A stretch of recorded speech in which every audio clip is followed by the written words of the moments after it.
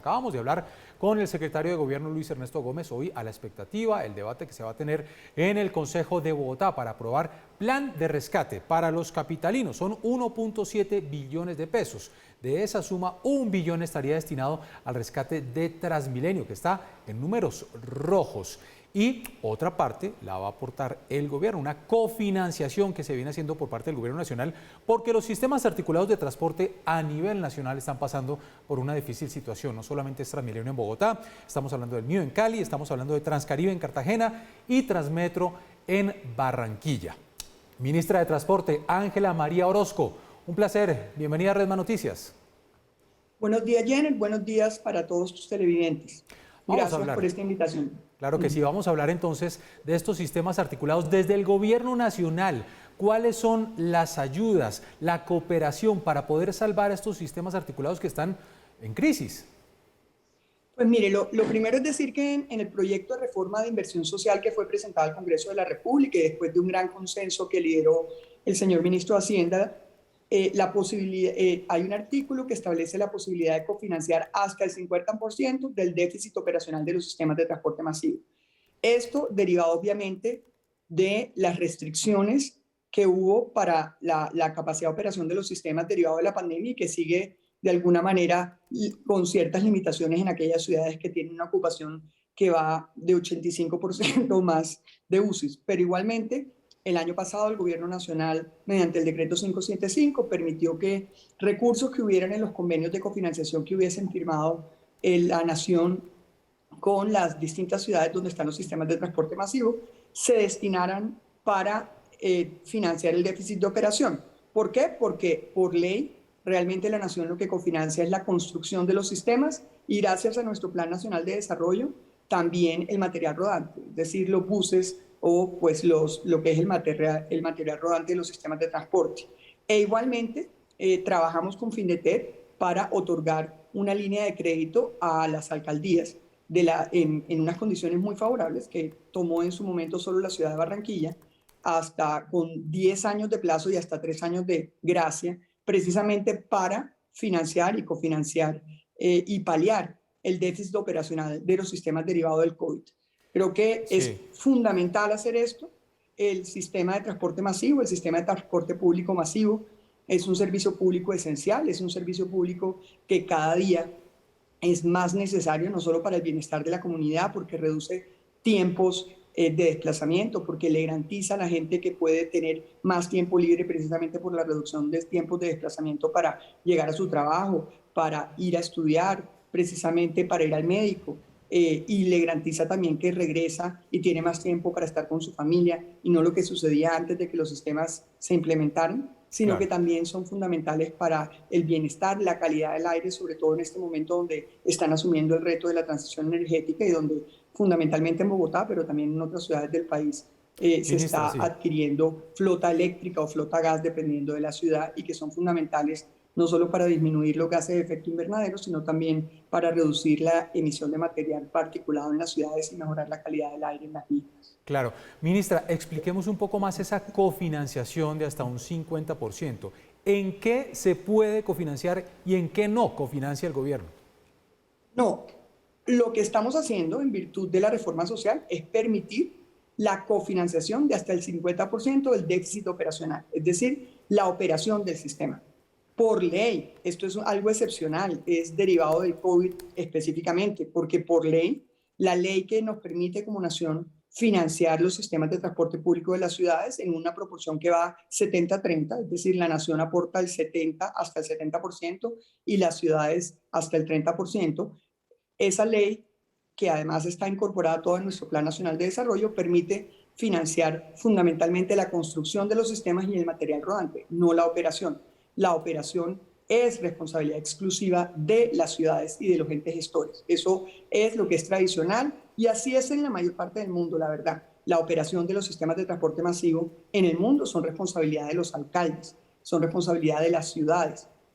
También hay que reconocer que son deficitarias y por eso existe lo que se llama el Fondo de Estabilización de Tarifa, a donde las ciudades buscan distintas fuentes de recursos para poder tener de alguna manera un subsidio en esa tarifa. Sí, pero entonces, diferencial entre la tarifa técnica y la tarifa al usuario. Entonces, por vía excepcional, por la situación derivada del COVID, entendiendo la importancia que tienen los sistemas, la Nación por primera vez de alguna manera va a cofinanciar hasta el 50% de ese déficit operacional en la medida en que ya gradualmente hemos venido restableciendo la normalidad, pero el impacto ha sido muy grande por las restricciones en la operación y también por los temores de las personas a tomar los sistemas, cosa que cada día, en la medida en que hay una mayor vacunación, que ya estamos en etapa quinta de vacunación, y que además la evidencia ha demostrado que los sistemas no necesariamente son fuentes de contagio si la gente mantiene las medidas de bioseguridad, como el tapabocas, el lavado de manos, el no hablar, el no comer en los sistemas. Toda la evidencia ha demostrado que los sistemas no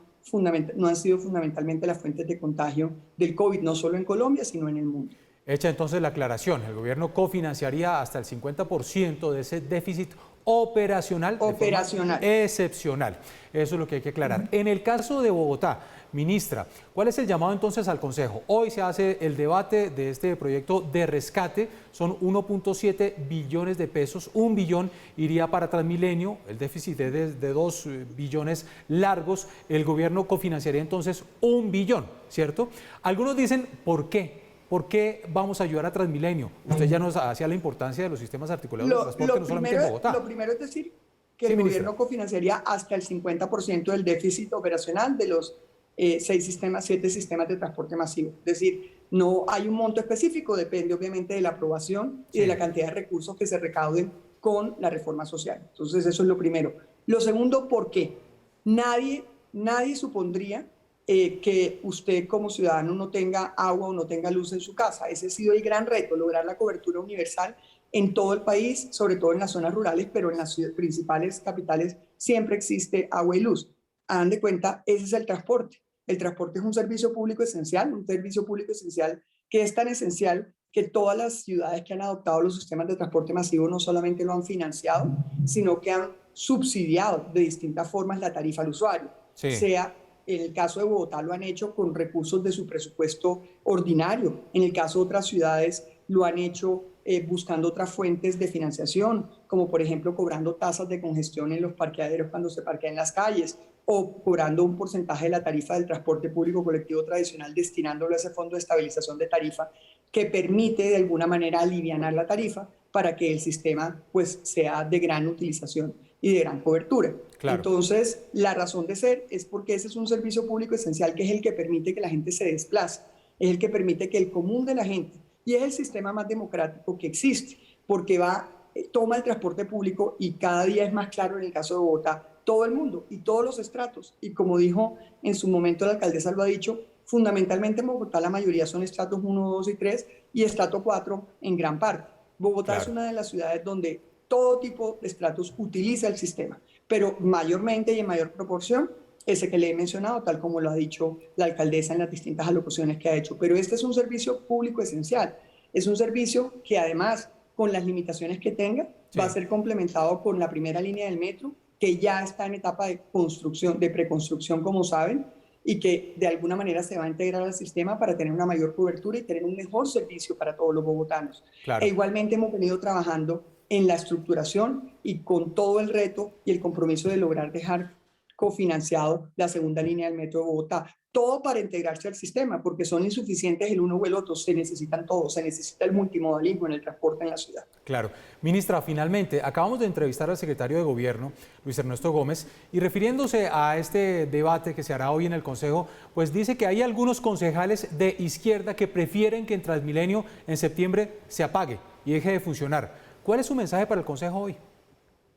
Mi mensaje para el Consejo, como para todos los colombianos, es ojalá se logre ese gran consenso que se ha logrado con el Congreso por parte del gobierno. Esta fue de alguna manera una cosa donde hay un consenso y usted sabe que se presentó así la reforma después de una gran conversación con todos los partidos, independientemente de que algunos que se opongan. Realmente es la invitación a pensar en todos los ciudadanos colombianos. Aquí sobre todo estamos cofinanciando y garantizando la sostenibilidad de un sistema que le cambió la vida a los ciudadanos. Y particularmente en el caso de Bogotá, creo que hay mucha gente que por su juventud no recuerda cómo la gente tenía que tomar 3, 4 y 5 buses para llegar a sus sitios de trabajo, cómo a veces una persona se demoraba 4 horas llegando a su sitio de trabajo en la mañana y regresando por la noche en la noche como ustedes saben, era la guerra del centavo, de pronto por la juventud. Hay personas que no conocen lo que era la ciudad antes de Transmilenio, independientemente de que hoy sea un sistema congestionado, que se necesita obviamente aumentar de alguna manera la cobertura de las rutas, que se necesita además complementarlo con la primera línea del metro, pero todo lo que hay hoy, por las complejidades que tenga, es fundamentalmente mejor de lo que existía hace 25 años, de pronto porque yo soy un poco más viejita, lo recuerdo y puede ser que gente por desconocimiento no recuerde lo que era la ciudad, Sí. con unos buses por los que nadie respondía, por los que además no había rutas ni siquiera organizadas, donde no había ningún tipo de responsabilidad. Esa es la gran diferencia en la estructuración de un sistema de transporte masivo e integrado y que de alguna Sí. manera hace no solamente una mejor calidad de vida y le otorga un mejor bienestar a las familias, sino también nos permite asumir el reto del cambio climático, pero claramente es una herramienta necesaria para la vida de las personas, para que las personas vayan a trabajar, para que las personas vayan al médico. Esto no es un lujo, es un Sí. bien público esencial donde, claro, tenemos el gran reto de desatrasarnos frente a las demás capitales de América Latina en el tema de tener una línea de metro, pero la primera línea sería insuficiente si no existiera Transmilenio. Claro que Realmente sí. la primera línea del metro se hace viable por las troncales de Transmilenio que lo alimentan y le dan el volumen de pasajeros suficientes para que sea viable para la nación invertir financieramente en él. Muy Ese es bien. mi mensaje. Mi mensaje es, esto es el bienestar de la ciudadanía. Aquí no le podemos quitar, es decir, separa Transmilenio y ¿qué? Que es, vuelven los ciudadanos a no tener cómo saber ni siquiera cómo llegan ni a qué hora llegan a su Claro. oficina, ni cuánto tiempo van a durar en el transporte público y cuándo van a volver a ver a sus hijos al final del día. Creo que Sí. esa es una gran pregunta que hacerse. Pues muy bien, es la ministra de Transporte, Ángela María Orozco. Ministra, estamos muy pendientes, ojalá se apruebe entonces este plan de rescate en Bogotá y podamos salir adelante para no volver a esas épocas que no queremos recordar de cómo era el transporte antes de estos sistemas articulados. ¡Feliz día! Feliz día, Jenny, muchísimas gracias y buenos días y feliz día para todos los bogotanos.